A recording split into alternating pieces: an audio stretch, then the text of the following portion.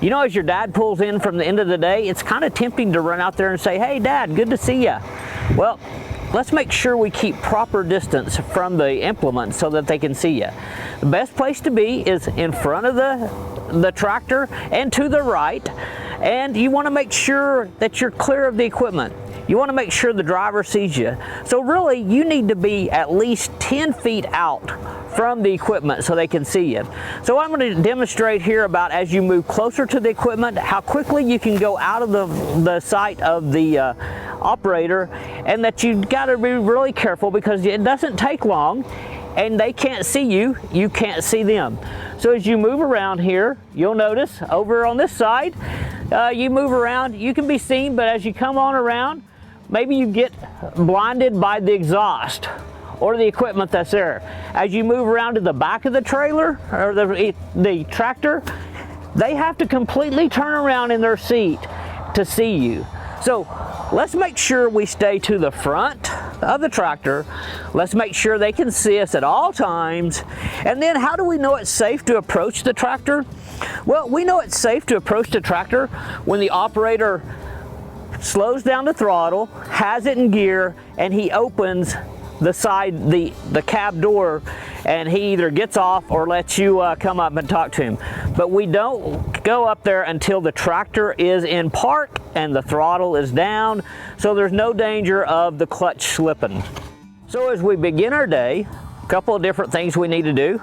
First of all, we need to be dressed appropriately to work on the farm. So we need long pants, sturdy work shoes, not tennis shoes, not flip-flops, not sandals. We need a cap on to protect ourselves from the UV rays. Wear some sunscreen.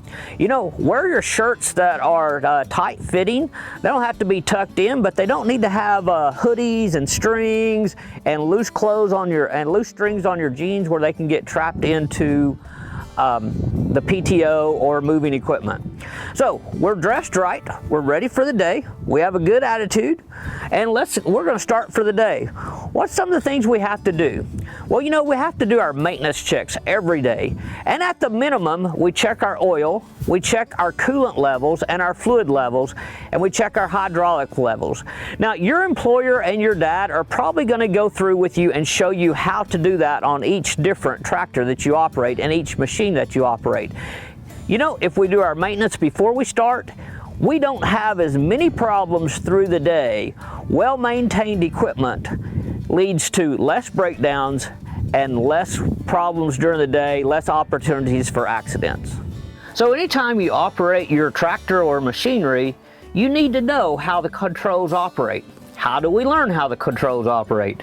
Do we learn by trial and error? Do we learn by reading the owner's manual? Or do we learn by being instructed? So the worst thing we do is learn by trial and error. Let's read our owner's manual and then let's get some instruction from our dad or our employer about how the operation works. We need to know, where's the gears? Where's the gear shift? Where's the throttle at? Where's your PTO shaft? And how do your hydraulics work? So we need to make sure we know all those controls are and how to operate our equipment safely. So in this particular tractor I'm in right here, it has an extra seat, as you can see right here. Well, that extra seat is called an instructional seat. It is for someone to ride with you while they give you instructions on how to operate that tractor. The extra seat is not called a buddy seat, so that you can have a buddy with you all day long in the tractor, so you're not as bored. Well, the fact of the matter is, when you have someone with you, you're distracted because you talk, you look at each other. So a buddy seat is meant for an instructional seat, not as a keep me company seat. So just remember, when you're driving, there's no extra riders. You know, some tractors, we have a couple around our farm that have no extra seat. And with no extra seat, that means no extra riders. Anytime you're in driving your tractor, you need to make sure you have the seat belt buckled at all times before you begin your day's activity. So one of the most important things I like to talk about with farm safety is the power takeoff.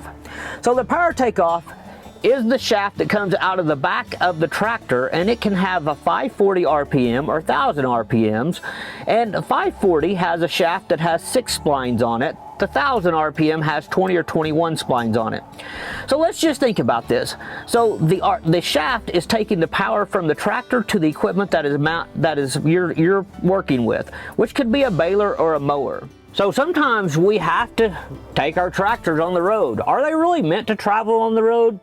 No, they're really not. But anytime you're traveling on the road, you've got to obey the traffic laws. If there's a stop sign, you have to stop. You drive on the right side of the road. So quite honestly, guys, you get half the road. All right. So as you get half the road, you need to yield to oncoming traffic. So be sure and kind of keep track of, are you approaching a bridge? Are you approaching the intersections? Just know where you're at and what you're doing. Make sure your rear view mirrors are adjusted. Make sure those flashers are working as you drive down the road. You know, make sure you've got your slow moving emblems in place on all of your equipment and all your flashers are working. You know, you need to be glancing over your shoulder every now and then, but basically use those rear view mirrors, because as you turn your head, you have a tendency to turn the steering wheel. And a tractor maneuvers much more quickly than a car does. So that's why we want to make sure, we really don't want to have to look over our shoulder very much, because we really want to make sure these rear view mirrors are adjusted. Because as you move that steering wheel, it moves the car or the tractor really quickly. One of the most important things I like to talk about when we talk about our classes and our farm safety is power takeoff shafts. So the power takeoff shaft, what it does is you have the PTO, or we call it the PTO, power takeoff, that comes out of the tractor. There's the shaft that comes out of the back end of that tractor, and it's either going to be a 540 RPM shaft or a 1000 RPM shaft. The 540 RPM shaft is going to have 6 splines, and the 1000 RPM shaft is going to have 20 or 21 splines. So what that does is it takes the power from the tractor and transfers it to the piece of equipment. In this instance, it's a feed grinder. It may be a baler, it may be a mower.